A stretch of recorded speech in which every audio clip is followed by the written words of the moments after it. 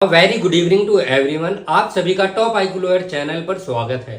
I am advocate Anuj Kumar. हमारे इस channel का उद्देश्य सरल भाषा में आपको आपके कानूनी अधिकारों के प्रति जागरूक करना है।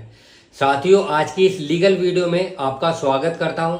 लास्ट सेशन में हमने भारतीय नागरिक सुरक्षा संहिता की धारा 2 क्लॉज के अंतर्गत जांच यानी कि इंक्वायरी की परिभाषा और उसके महत्व को समझा था। आज हम सेक्शन 2 क्लॉज एल पर चर्चा करेंगे, जो जांच पड़ताल यानी कि इन्वेस्टिगेशन की परिभाषा और उसके महत्व से संबंधित है। आइए हम विस्तार से समझते हैं कि सेक्शन 2 क्लॉज एल जांच पड़ताल यानी कि इन्वेस्टिगेशन किस प्रकार परिभाषित करती है।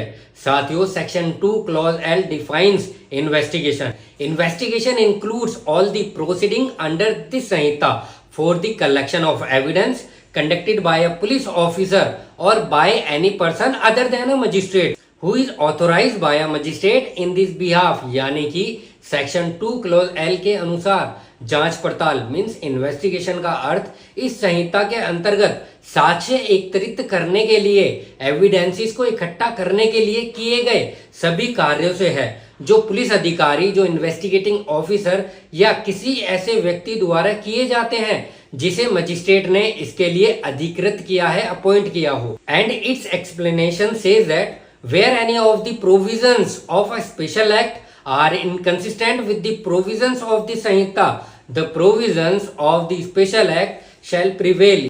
यानी कि सेक्शन का एक्सप्लेनेशन कहता है कि यदि किसी विशेष अधिनियम के प्रावधान इस संहिता के प्रावधानों से असंगत हैं, तो विशेष अधिनियम के प्रावधानों का पालन किया जाएगा। साथियों, सेक्शन 2 क्लॉज एल का उद्देश्य यह सुनिश्चित करना है कि अपराध से संबंधित सभी तथ्यों और साक्ष्य एकत्रित किए जाएं, ताकि न्यायिक प्रक्रिया में निष्पक्षता और पारदर्शिता बनी रहे। इसके माध्यम से यह भी सुनिश्चित किया जाता है कि किसी मामले में जांच पड़ताल सही तरीके से हो और कोर्ट के समक्ष सटीक और विश्वसनीय साक्ष्य प्रस्तुत की जा सके। साथियों, इस सेक्शन को उदाहरण से समझने का प्रयास करते हैं। उदाहरण के लिए मान लीजिए फॉर एग्जाम्पल, जब पुलिस को हत्या की सूचना मिलती है, पुलिस को हत्या की, मर्डर की इंफॉर्मेशन मिलती है, तो पुलिस अधिकारी द्वारा साक्ष्य एकत्रित करने के लिए प्रक्रिया शुरू की जाती है। इसमें घटना स्थल का निरीक्षण, गवाहों से बयान लेना और साक्ष्य एकत्रित करना शामिल होता है। इसी पूरी प्रक्रिया को इन्वेस्टिगेशन यानी कि जांच पड़ताल कहते हैं। या फिर साथियों, इसको इस एग्जाम्पल से, इस उदाहरण से समझने का प्रयास करते हैं कि मान लीजिए फॉर एग्जाम्पल, अगर किसी पर वित्तीय धोखाधड़ी यानी कि चीटिंग का आरोप है, तो पुलिस अधिकारी यानी कि इन्वेस्टिगेटिंग ऑफिसर या जांच एजेंसी द्वारा उस व्यक्ति के बैंक खातों, लेन देन और अन्य संबंधित दस्तावेजों की पड़ताल की जाएगी, ताकि मामले से जुड़े साक्ष्य कोर्ट के समक्ष प्रस्तुत किए जा सके।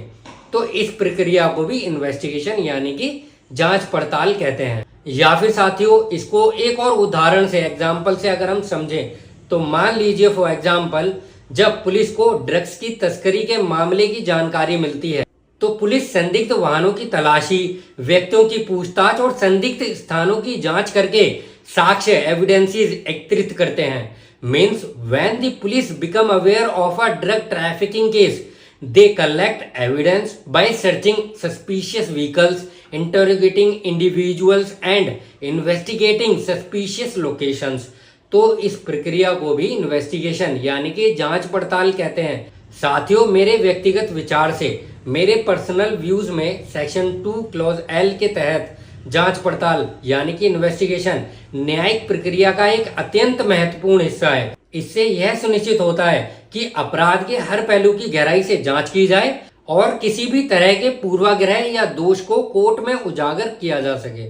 और यह प्रक्रिया न केवल अपराध के खिलाफ मजबूत मामला बनाने में सहायक होती है, बल्कि इससे उन व्यक्तियों की सुरक्षा भी सुनिश्चित होती है जो निराधार आरोपों का सामना कर सकते हैं। और साथियों, एक स्ट्रॉन्ग, सशक्त और निष्पक्ष जांच पड़ताल प्रणाली ही कानून के शासन को मजबूत बनाती है।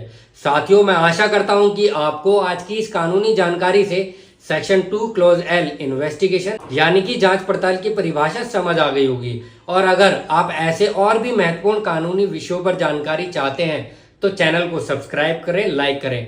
टॉप आईक्यू लॉयर चैनल से जुड़ने के लिए धन्यवाद। जय हिंद।